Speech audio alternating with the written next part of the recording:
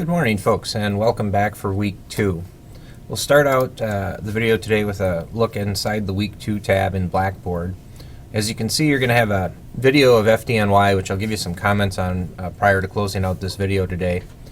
There's also a video posted from the building collapse series from FDNY retired Chief Vincent Dunn. This one's going to be on peaked roof collapse. And finally, the last thing you'll see is a quiz on Chapter 2 in the IFSTA book. So for this week, you should plan on reading Chapter 2 if you haven't done so already, and completing the quiz. In addition to the activities under this tab, there's also a discussion for this week, which we can get to by clicking on the discussion board. And you can see here there's a tab for week 2. It's called What Would You Do? And the story is you're going to be responding to a prompt of a scenario that actually happened in my district with a fire inspector that ran into a business owner that for many years had not been properly inspected. Now we have an issue with bringing that business into compliance. So you can read the details of it. If you click on discussion topic, you'll see the prompt. And then I'm looking for your reaction, how you would deal with this if you were the fire inspector. Also, I'd like you to comment on at least one other person's post. And remember that comments should be constructive and relevant. So just saying, hey, good job on the post isn't going to do it. I want you to really have some content in your reaction to your peers' posts. For the moment, we'll go back to the tab for week 2, and we're going to watch this video from FDNY, and then we'll discuss a little bit about it.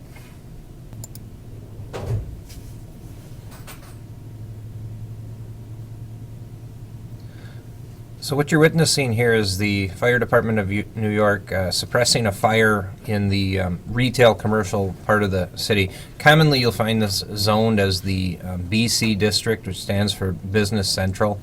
And BC zoning has several unique characteristics, probably the most obvious of which is zero setback lot lines. So if you look at the buildings here, the front of the buildings abut the back of the sidewalk directly. There is no buffer zone. The construction's right up to the public right-of-way.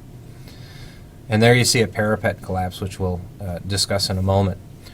The other thing you'll notice about this type of construction is that the buildings touch the buildings next to them. And sometimes they even use a common wall called a party wall, which we'll discuss later in the course. If you think about why the BC zoned part of the city is designed this way, it's because the land is expensive, and it doesn't make sense to buy land to grow grass on when you could build a building on it and collect rent. The other thing you'll notice about these buildings is that they tend to be long, skinny rectangles. So this building is probably 30 feet wide, and typical would be somewhere between 100 and maybe 150 feet deep. And if you think about why that is, it's an economic reason again. It's because the expensive part of the land is the part that abuts the sidewalk. That's where you can sell to the public. It's similar to what you see near a lake, where the lake lots are long, skinny rectangles, because again, the valuable part of the lot is the lake frontage. Now, this building is what NFPA would classify as a Type 3 ordinary construction building, which means that the exterior load-bearing walls are of masonry construction. The floor and roof decks are of wood construction in this type of building. Sometimes you'll hear this type of building called a taxpayer. That's a fire service term, and that it originates from the fact that the first floor of the building is retail commercial. It's a public inspectable occupancy, and then above there would be probably multifamily residential, and the term comes from the fact that the rent that is collected on the apartments is used to pay the property tax on the property. Now, if you think about a building like this, let's say this is 30 feet wide and 100 feet deep, that's 3,000 square feet. Which would be a pretty large apartment. Normally people who are renting an apartment above commercial occupancy are not going to be looking for 3,000 square feet. So you're likely to find 2, 3, maybe even 4 apartments above this if this was a 2-story taxpayer type structure with the apartments above.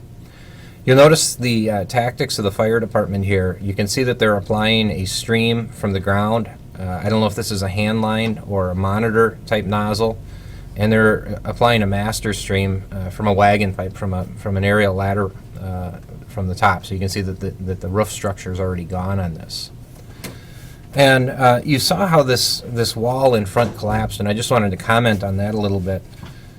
Again, this building was built where the land was expensive, so we're not going to put anything on the ground that we can somehow get on top of the building or inside the building. And so, for instance, you think about at your house, your air conditioning condenser sits on a concrete slab outside.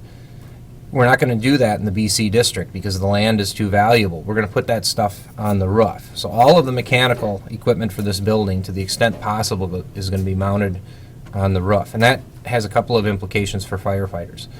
One is that you've got a bunch of really heavy stuff on top of a wood frame structure in the roof. And we'll talk later in the course about a McDonald's where basically all of the HVAC and refrigeration equipment came crashing through the roof and killed 2 firefighters, basically crushed them in the fire because the fire had gotten above them, which they weren't aware of. The other implication for having stuff on the roof is that it's not attractive to look at. So commercial occupancies of this type frequently have a parapet wall, which is this section of wall that extends beyond or above the roof to hide whatever might be on the roof. And that parapet wall is what we call a cantilever. So if you think about that wall, it's only anchored here at its base. The tip of the wall is free to move. And under fire conditions, what's very common is for this wall to become unstable, and then it can tip over, as you saw in the video.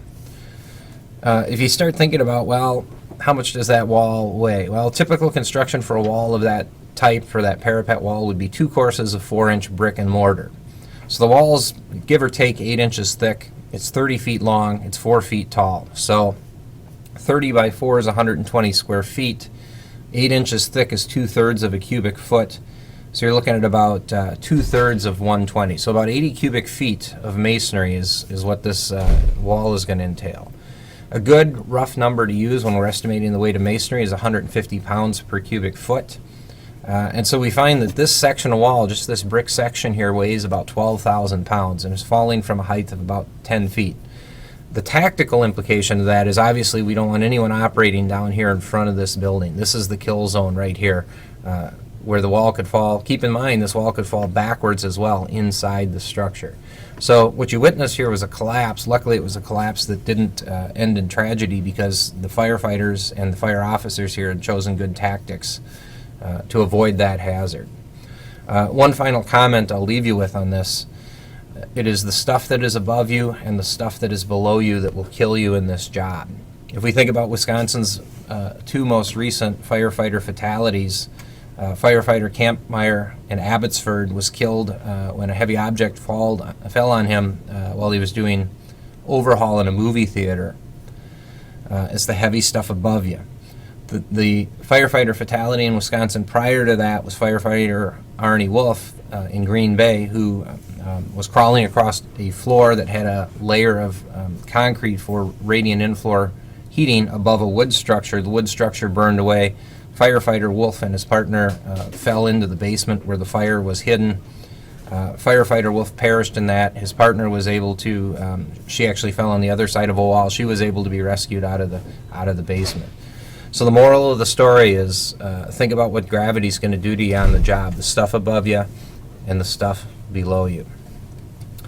That'll conclude my comments on the video. To get back to the class, your work is cut out for you this week. As always, if there's anything I can do to assist you in completing your tasks, please feel free to get in touch with me at the contacts listed in the syllabus. Have a great week.